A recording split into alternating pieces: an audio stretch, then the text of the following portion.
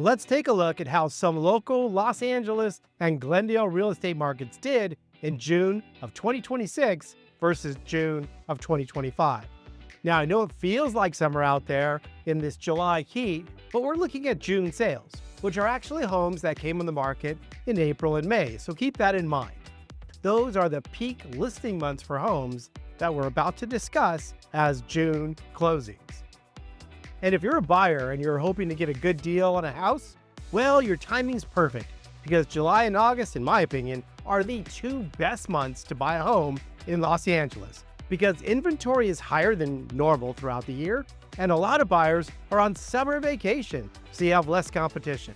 Now, let's take a look at some numbers. Let's start by seeing how the San Fernando Valley did in June. It was pretty flat price-wise, down 1% to $1,249,000. And the average price per square foot was down 1% to $615 a square foot. That's pretty flat.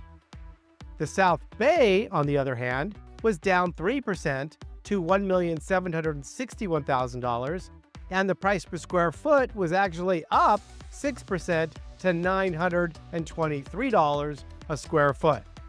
The Westside Los Angeles was actually down 12% to $3,259,000, and the price per square foot was also down 3% to $1,227 a square foot. That's pretty flat for multi-million-dollar properties that can fluctuate with big numbers very easily. Let's go over to the Hollywood Hills, which was up 1% to $4,438,000. The number of homes sold was actually up a lot. 30% more, 61 homes sold, and the price per square foot was down 3% to $1,185 a square foot.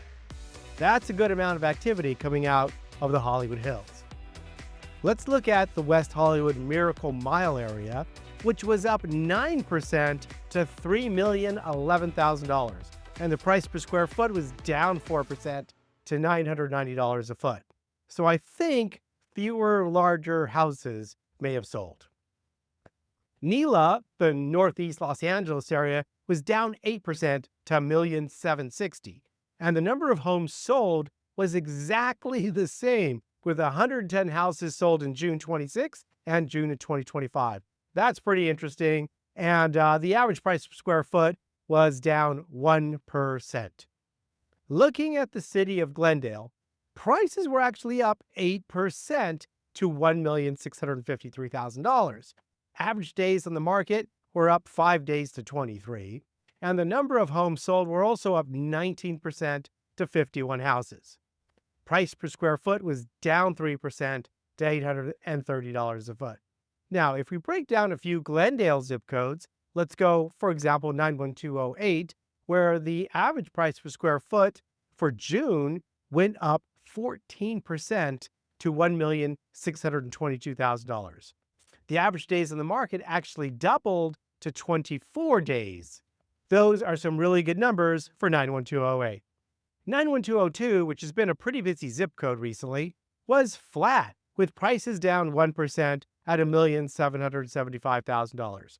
Days on the market really dropped from 28 days down to 10, and the price per square foot dropped 9% to $765 a foot. Now, I'm going to say 91202 was flat, and that some fixer-upper homes may have outnumbered the homes that were totally done. 91206, which is Chevy Chase Canyon, has been a hot little market over the last 6 months, and in June, it continued, with prices up 15% to $1,846,000. Days on the market were down to only 17 from 33 days on the market last June, and the price per square foot was up 7% to $815. Chevy Chase Canyon continues to be a hot market. 91207, where I live, prices were up 11% to $2,099,000, and the average price per square foot was up 9% to $930 a foot. Rossmoyne is back. If there's anything I get from these statistics in June, it's that the market is a little bit of a mixed bag throughout LA. And I think a lot of that is being influenced by whatever type of inventory happens to be hitting the market in a neighborhood. I always say our housing inventory is so diverse that what your neighbor sold their home for 4 months ago may not be as relevant to the value of your home as what other homes on the market are going for at the same time your home is on the market. That's pretty relevant to your situation.